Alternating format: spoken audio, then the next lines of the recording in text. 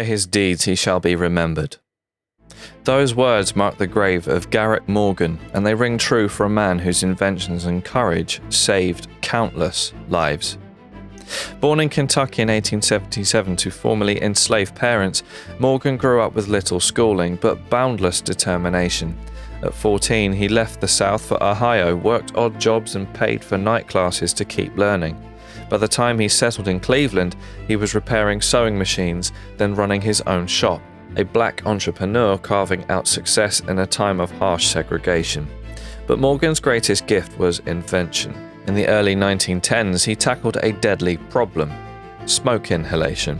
His solution was the safety hood, an early gas mask with tubes that drew cleaner air from the ground. Simple, brilliant, and life-saving. He patented it in 1914, even demonstrating it in smoke-filled tents to prove its power. Firefighters adopted it, and soldiers in World War I would later rely on similar devices. Then came the true test. In 1916, a tunnel explosion under Lake Erie trapped workers deep underground. Rescue teams tried and failed. Many died attempting to save those who were trapped. Desperate officials turned to Morgan. With his safety hood strapped on, Morgan led a small team into the toxic darkness. Trip after trip, he pulled men out alive, including the tunnel superintendent, and recovered bodies for grieving families. 21 perished, but because of Morgan, others lived. He risked his life and paid a price. His lungs never fully recovered.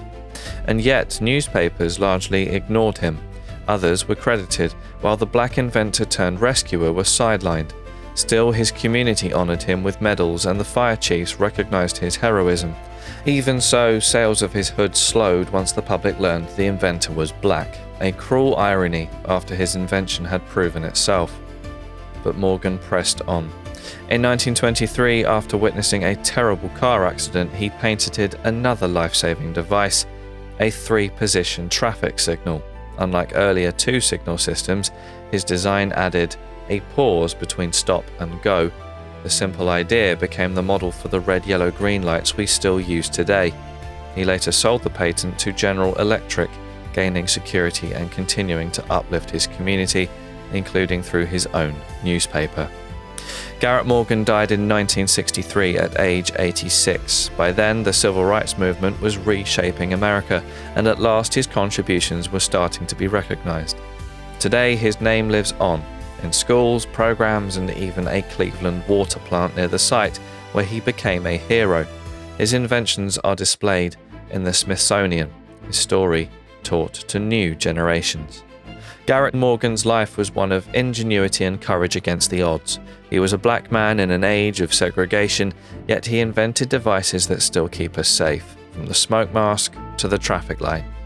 And so, by his deeds, he is remembered.